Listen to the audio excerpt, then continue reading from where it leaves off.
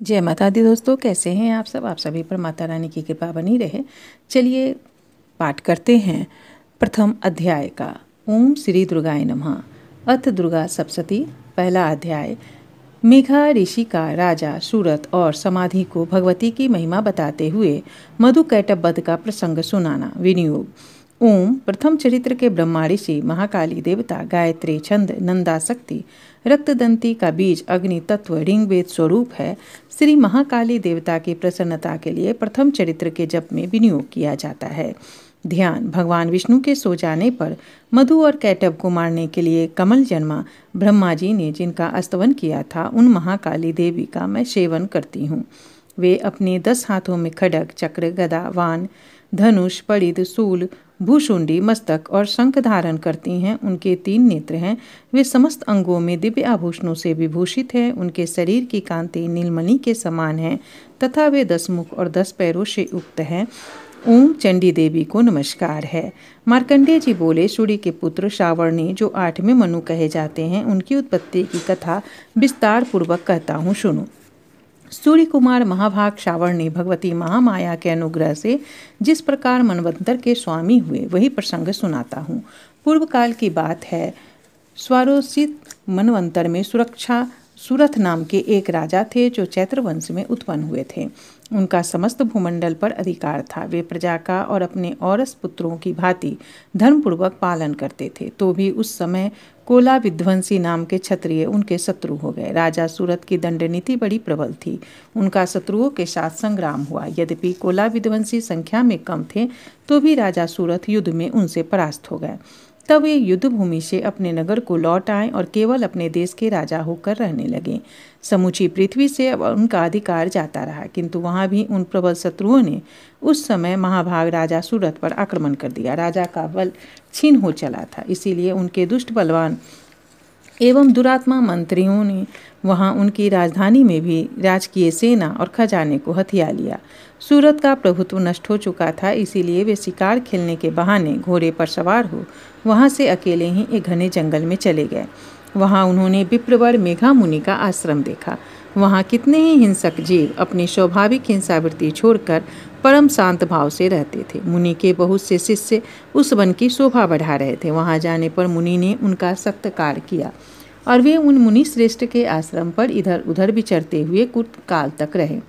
फिर ममता से आकृष्टचित्त होकर वहां इस प्रकार चिंता करने लगे, पूर्व काल में मेरे पूर्वजों ने जिसका पालन किया था, वही नगर आज मुझसे रहित है। पता नहीं मेरे दुराचारी भृत्यगण उसकी धर्मपूर्वक रक्षा करते हैं या नहीं। जो सदा मद की वर्षा करने वाला और शूरवीर था, वह मेरा प्रधान हाथी अब शत्रुओं के अधीन होकर न जाने किन भोगों को भोगता होगा। जो लोग मेरी कृपा, धन और भोजन पाने से सदा मेरे पीछे पीछे चलते थे, वे निश्चय ही अब दूसरे राजाओं का अनुसरण करते होंगे। उन अपव्ययी लोगों के द्वारा सदा खर्च होते रहने के कारण अत्यंत कष्ट से जमा किया हुआ मेरा वह खजाना खाली हो जाएगा। ये तथा और भी कई बातें राजा सूरत निरंतर सोचते रहते थे। एक दिन उन्होंने वहां विप्रवर मेघा के आश्रम के निकट एक वैश्य को देखा और उससे पूछा, भाई तुम कौन हो? यहाँ तुम्हारे आने का क्या कारण है? तुम क्यों शोकग्रस्त और अनमने से दिखाई देते हो? राजा सूरत का यह प्रेम पूर्वक कहा हुआ वचन सुनकर वैश्य ने विनीत भाव से उन्हें प्रणाम करके कहा। वैश्य बोला, राजन, मैं धनियों के कुल में उत्पन्न हुआ एक वैश्य हूँ। मेरा नाम समाधि है। मेरे दुष्ट स्त्री पुत्रों ने धन के लोभ से मुझे घर से बाहर निकाल दिया है। मैं इस समय धन, स्त्री और पुत्रों से वंचित हूँ। मेरे विश्वसनीय बंधुओं ने मेरा ही धन लेकर मुझे दूर कर दिया है। इसीलिए दुखी होकर मैं वन में चला आया हूँ। यहाँ रहकर मैं इस बात को नहीं जानता कि मेरे पुत्रों की, स्त्री की और स्वजनों की कुशल है या नहीं। इस समय घर में वे कुशल रहते हैं अथवा उन्हें कोई कष्ट है। मेरे पुत्र कैसे हैं? क्या वे सदाचारी हैं अथवा दुराचारी हो गए हैं? राजा ने पूछा, जिन लोभी स्त्री पुत्र आदि ने धन के कारण तुम्हें घर से निकाल दिया, उनके प्रति तुम्हारे चित्त में इतना स्नेह का बंधन क्यों है? वैसे बोला, आप मेरे विषय में जैसी बात कहते हैं वह सब ठीक है, किंतु क्या करूं, मेरा मन निष्ठुरता नहीं धारण करता। जिन्होंने धन के लोभ में पड़कर पिता के प्रति स्नेह, पति के प्रति प्रेम तथा आत्मीयजन के प्रति अनुराग को तिलांजलि दे मुझे घर से निकाल दिया है, उन्हीं के प्रति मेरे हृदय में इतना स्नेह है। महामते, गुणहीन बंधुओं के प्रति भी जो मेरा चित इस प्रकार प्रेम मग्न हो रहा है, यह क्या है, इस बात को मैं जानकर भी नहीं जान पाता। उनके लिए मैं लंबी सांसें ले रहा हूँ और मेरा हृदय अत्यंत दुखी हो रहा है। उन लोगों में मेरा प्रेम सर्वथा अभाव है, तो भी उनके प्रति मेरा मन निष्ठुर नहीं हो पाता। इसके लिए मैं क्या करूँ?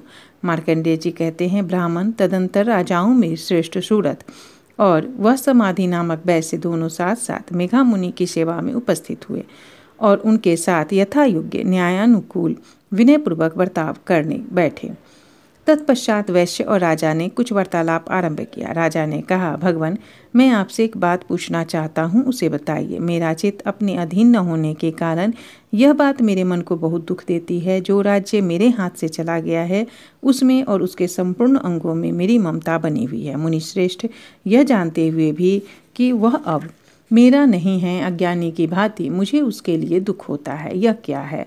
उधर यह वैश्य भी घर से अपमानित होकर आया है। इसके पुत्र, स्त्री और भृत्यों ने इसे छोड़ दिया है। स्वजनों ने भी इसका परित्याग कर दिया है, तो भी यह उनके प्रति अत्यंत हार्दिक स्नेह रखता है। इस प्रकार यह तथा मैं दोनों ही बहुत दुखी हैं, जिसमें प्रत्यक्ष दोष देखा गया है।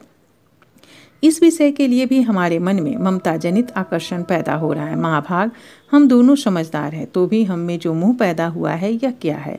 विवेक सुन पुरुष की भांति मुझ में और इसमें भी यह मुटता प्रत्यक्ष दिखाई देती है। ऋषि बोले, महाभाग, विषय मार्ग का ज्ञान सब जीवों को है। इसी प्रकार विषय भी सबके लिए अलग अलग है। कुछ प्राणी दिन में नहीं देखते और दूसरे रात में ही नहीं देखते, तथा कुछ जीव ऐसे हैं जो दिन और रात्रि में भी बराबर ही देखते हैं। यह ठीक है कि मनुष्य समझदार होते हैं, किंतु केवल वे ही ऐसे नहीं होते। पशु, पक्षी और मृग आदि सभी प्राणी समझदार होते हैं। मनुष्यों की समझ भी वैसी ही होती है जैसी उन मृग और पक्षियों की होती है, तथा जैसी मनुष्यों की होती है। तथा अन्य बातें भी प्रायः दोनों में समान ही हैं। समझ होने पर भी इन पंछियों को तो देखो, ये स्वयं भूख से पीड़ित होते हुए भी मोहवश बच्चों की चोंच में कितने चाव से अन्न के दाने डाल रहे हैं। नरश्रेष्ठ, क्या तुम नहीं देखते कि ये मनुष्य समझदार होते हुए भी लोभवश अपने किए हुए उपकार का बदला पाने के लिए पुत्रों की अभिलाषा करते हैं? यद्यपि उन सब में समझ की कमी नहीं है, तथापि वे संसार की स्थिति, जन्म मरण की परंपरा बनाए रखने वाले भगवती महामाया के प्रभाव द्वारा ममतामय भंवर से युक्त मोह के गहरे गर्त में गिराए गए हैं। इसीलिए इसमें आश्चर्य नहीं करना चाहिए। जगदीश्वर भगवान विष्णु की योग निद्रा रूपा जो भगवती महामाया है, उन्हीं से यह जगत मोहित हो रहा है। वे भगवती महामाया देवी ज्ञानियों के भी चित्त में बलपूर्वक खींच कर मुँह में डाल देती हैं। वे ही इस संपूर्ण चराचर जगत की सृष्टि करती हैं तथा वहीं प्रसन्न होने पर मनुष्यों की मुक्ति के लिए वरदान देती हैं। वे ही पराविद्या, संसार बंधन और मोक्ष की हेतु भूता सनातनी देवी तथा संपूर्ण ईश्वरों की भी अधीश्वरी हैं। राजन ने पूछा, भगवान, जिन्हें आप महामाया कहते हैं, वे देवी कौन है? ब्राह्मण, उनका आविर्भाव कैसे हुआ तथा उनके चरित्र कौन कौन हैं? ब्रह्मा वेताओं में श्रेष्ठ महर्षि, उन देवी का जैसा प्रभाव हो, ऐसा स्वरूप हो और जिस प्रकार प्रादुर्भाव हुआ हो, वह सब मैं आपके मुख से सुनना चाहता हूँ। ऋषि बोले, राजन, वास्तव में तो वे देवी नित्य स्वरूपा ही हैं। संपूर्ण जगत उन्हीं का रूप है तथा उन्होंने समस्त विश्व को व्याप्त कर रखा है, तथापि उनका प्राकट्य अनेक प्रकार से हुआ है, वह मुझसे सुनो। यद्यपि वे नित्य और अजन्मा है, तथापि जब देवताओं का कार्य सिद्ध करने के लिए प्रकट होती हैं, उस समय लोक में उत्पन्न हुई कहलाती हैं। कल्प के अंत में जब संपूर्ण जगत एक अर्णव में निमग्न हो रहा था और सब में प्रभु भगवान विष्णु शेषनाग की सैया बिछाकर योग निद्रा का आश्रय ले रहे थे, सो रहे थे, उस समय उनके कानों के मैल में दो भयंकर असुर उत्पन्न हुए, जो मधु और कैटब के नाम से विख्यात हुए। वे दोनों ब्रह्मा जी का वध करने को तैयार हो गए। भगवान विष्णु के नाभिक कमल में विराजमान प्रजापति ब्रह्मा जी ने जब उन दोनों भयानक असुरों को अपने पास आया हुआ भगवान को सोया हुआ देखा, तब एकाग्रचित्त होकर उन्होंने भगवान विष्णु को जगाने के लिए उनके नेत्रों में निवास करने वाली योग निद्रा का स्तवन आरंभ किया, जो उस विश्व की अधीश्वरी, जगत को धारण करने वाली, संसार का पालन और संहार करने वाली तथा तेज स्वरूप भगवान विष्णु की अनुपम शक्ति है। उन्हीं भगवती निद्रा देवी की भगवान ब्रह्मा स्तुति करने लगे। ब्रह्मा जी ने कहा, देवी, तुम ही स्वाहा, तुम ही स्वधा और तुम वसटकार हो। स्वर भी तुम्हारे ही स्वरूप है, तुम ही जीवनदायिनी सुधा हो। नित्य अक्षर प्रणव में आकार, उकार, मकार, इन तीन मात्राओं के रूप में तुम ही स्थित हो तथा इन तीन मात्राओं के अतिरिक्त जो बिंदु रूपा नित्य अर्धमात्रा है जिसका विशेष रूप से उच्चारण नहीं किया जा सकता, वह भी तुम ही हो। देवी तुम ही संध्या, सावित्री और परम जननी हो। देवी तुम ही इस विश्व ब्रह्मांड को धारण करती हो। तुमसे ही इस जगत की सृष्टि होती है, तुम ही से इसका पालन होता है और सदा तुम ही कल्प के अंत में सबको इसका अपना ग्रास बना लेती हो।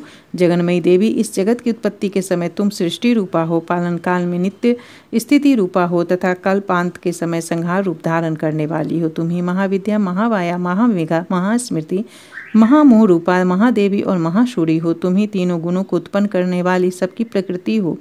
भयंकर काल रात्रि, महारात्रि और मोहरात्रि भी तुम ही हो। तुम ही श्री, तुम ही ईश्वरी, तुम ही हिंग तथा तुम ही बोध स्वरूपा बुद्धि हो। लज्जा, पुष्टि, तुष्टि, शांति और क्षमा भी तुम ही हो। तुम खड्ग धारणी, शूल धारणी, घोर रूपा तथा गदा, चक्र, शंख तथा धनुष धारण करने वाली हो। बाण, भूषुंडी तथा और परिध हो, ये भी तुम्हारे अस्त्र हैं। तुम सौम्य और सौम्यतर हो। इतना ही नहीं, जितने भी सौम्य एवं सुंदर पदार्थ हैं उन सब की अपेक्षा तुम अत्यधिक सुंदरी हो। पर और अपर, सबसे परे रहने वाली परमेश्वरी तुम ही हो। सर्वस्वरूपे देवी, कहीं भी सत असत रूप जो कुछ वस्तुएं हैं और उन सब की जो शक्ति है वह तुम ही हो। ऐसी अवस्था में तुम्हारी स्तुति क्या हो सकती है? जो इस जगत की सृष्टि, पालन और संहार करते हैं, उन भगवान को भी जब तुमने निद्रा के अधीन कर दिया है तब तुम्हारी स्तुति करने में यहाँ कौन समर्थ हो सकता है? मुझको, भगवान शंकर को तथा भगवान विष्णु को भी तुमने ही शरीर धारण कराया है, अतः तुम्हारी स्तुति करने की शक्ति किसमें है देवी?